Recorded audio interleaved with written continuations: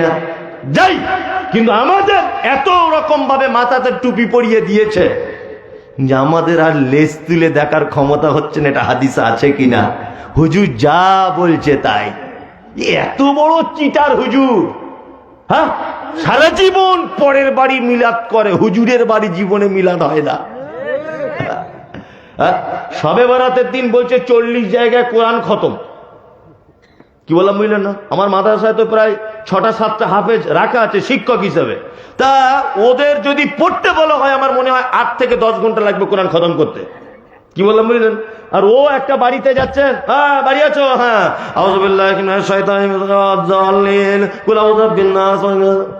হয়ে গেছে, পয়সাটা দেন। হয়ে গেছে মানে তো বলছে আগে 28 পড়া ছিল, 2 পাড়া তোমার বাড়িতে এসে পড়েছি। তার মানে মনে হচ্ছে রাজমিস্ত্রির মতো কোরআনের ঠিকাদার। তারা পাছার চামড়া তুলে দেওয়া হয়। আর বিয়াদব কোথাকারে, কি বলছি বুঝতে পারছেন না? সব চিটা, সব চিটা। আমল করার আগে আমাদের লেজ তুলে দেখতে হবে আমল মুহাম্মদ সাল্লাল্লাহু আলাইহি ওয়াসাল্লাম করেছিলেন কিনা। দেখতে হবে কি হবে না? হবে। এটা কি মাস চলছে আরবি? শাবান মাস। শাবান মাস গুরুত্বপূর্ণ মাস। আল্লাহ রাসূল সাল্লাল্লাহু আলাইহি ওয়াসাল্লাম সোমবার এবং বৃহস্পতিবার সিয়াম পালন করতেন। কারণ সাপ্তাহিক সোমবার এবং বৃহস্পতিবার একটা মানুষের সাপ্তাহিক যা কিছু করে তার রিপোর্ট পেশ করা হয় আল্লাহর দরবারে। আল্লাহ নবী সাল্লাল্লাহু আলাইহি ওয়াসাল্লাম তিনি বলেন, আমার রিপোর্টটা যখন পেশ করা হবে, আমাকে যখন আল্লাহ সিয়ামরত অবস্থায় দেখে, বাৎসরিক রিপোর্ট পেশ করা হয় শাবান মাসে। আল্লাহ নবী সাল্লাল্লাহু আলাইহি ওয়াসাল্লাম এই মাসে রমজানের পরে সবথেকে বেশি সিয়াম পালন করতেন।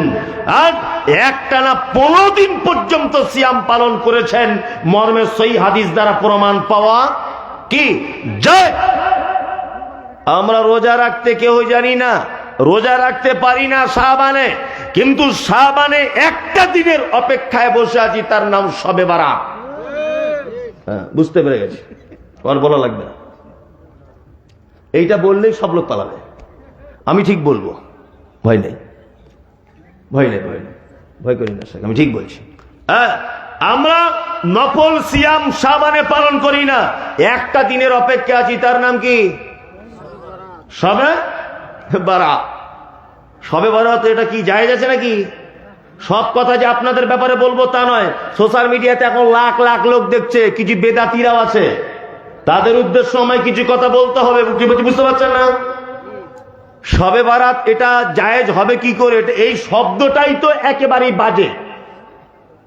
আমি মুম্বাইয়ে রমজান মাসে মাদ্রাসার কালেকশনে গেছি, তা মসজিদে শুয়ে আছি, বান্দ্রাতে একটা মসজিদের রাস্তার ধারে, তবলিগ জামাতদের মসজিদ। আমি মশারির ভিতরে আছি, আর মশারির বাইরে আর একটা চাচা শুয়ে আছে, সেও বাঙালি, সেও মাদ্রাসার কালেকশন করতে গেছে।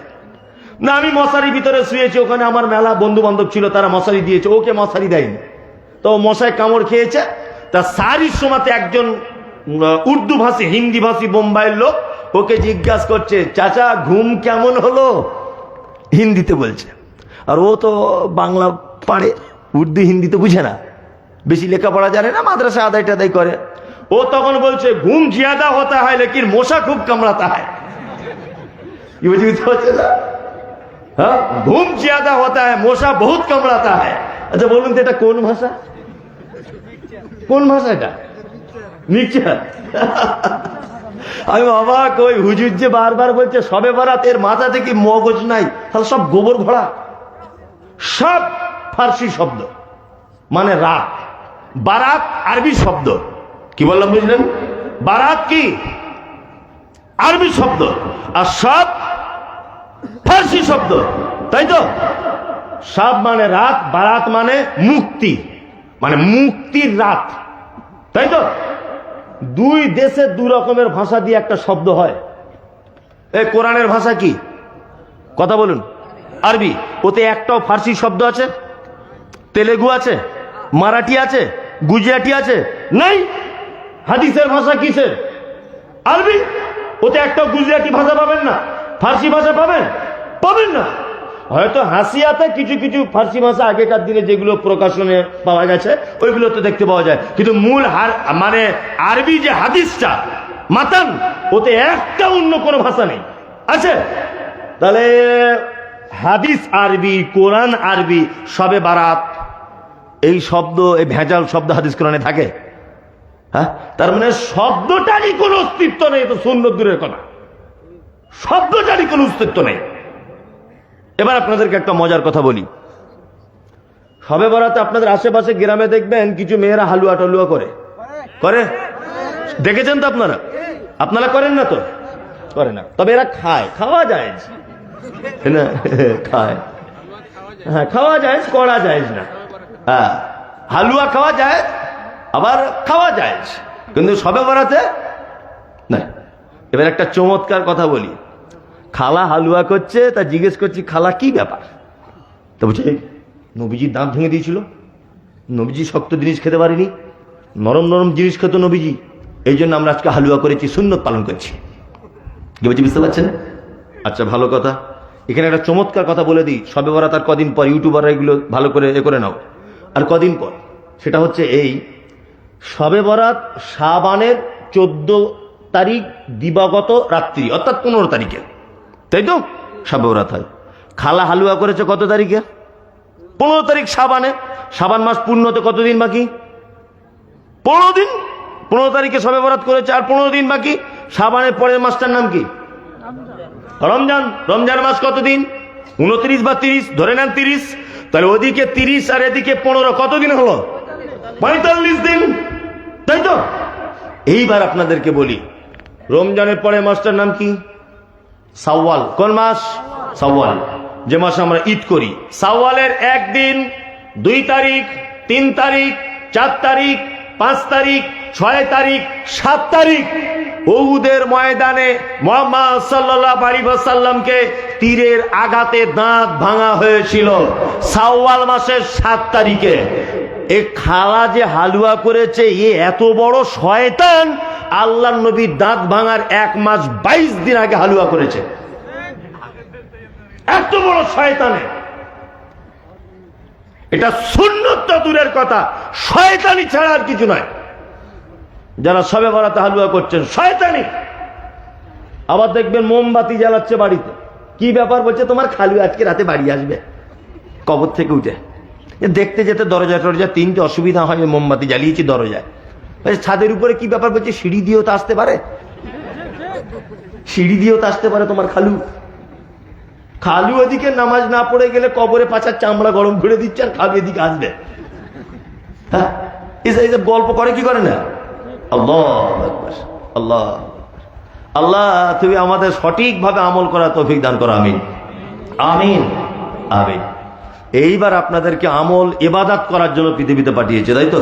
তার মানে ভালো ভালো ইবাদত, ভালো ভালো আমল করা লাগবে। লাগবে কি লাগবে না? লাগবে। আমি 4টে আপনাদের ভালো ইবাদত বা ভালো আমল বলে দেবো, মানবো ইনশাআল্লাহ? ইনশাআল্লাহ ইনশাআল্লাহ।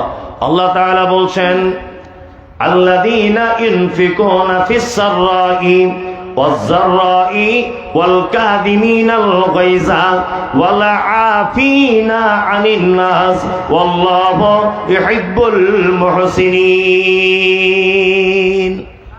আল্লাহ তাআলা বলছেন, কি হলো, ভ্যানে খাবার আসছে নাকি? মাঠে খাবার শেষ হয়ে গেছিল। যান, আচ্ছা আচ্ছা আচ্ছা, আপনারা চলে যাচ্ছেন তো? যান যান, চলেই যখন যাবেন যান, অসুবিধা কিছু নেই। তবে কোরআনের এই 4টি কথা শুনে যাবার অনুরোধ করছি। আমার 12টা পর্যন্ত টাইম, আর 15-20 মিনিট আছে। 15 মিনিট একটু গোলমাল করে কাটিয়ে নেন আল্লাহর হস্তে।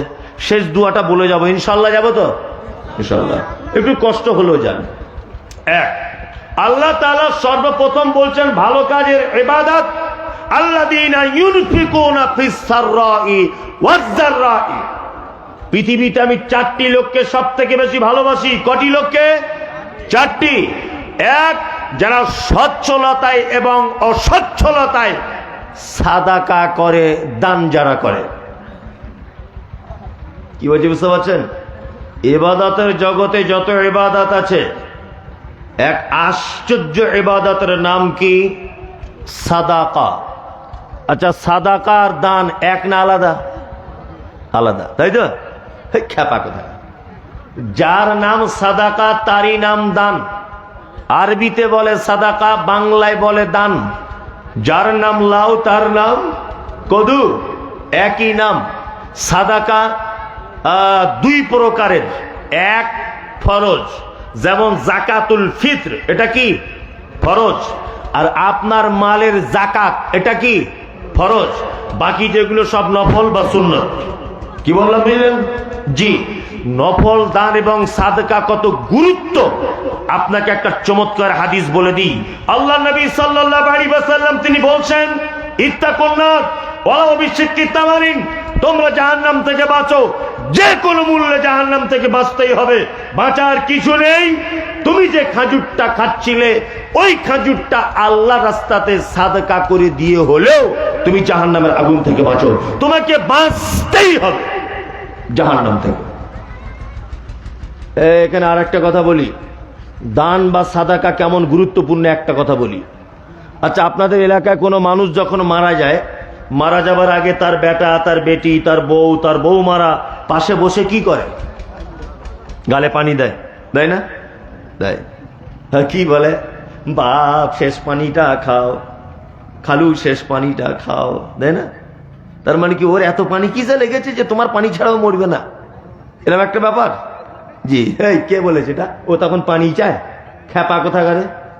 কি লোকটা চায় সেটা তো দেখতে হবে, দেখতে হবে, হবে যাবে না হবে। আমাদের তো কথাবার্তার হিসাব নাই, হিসাব আছে?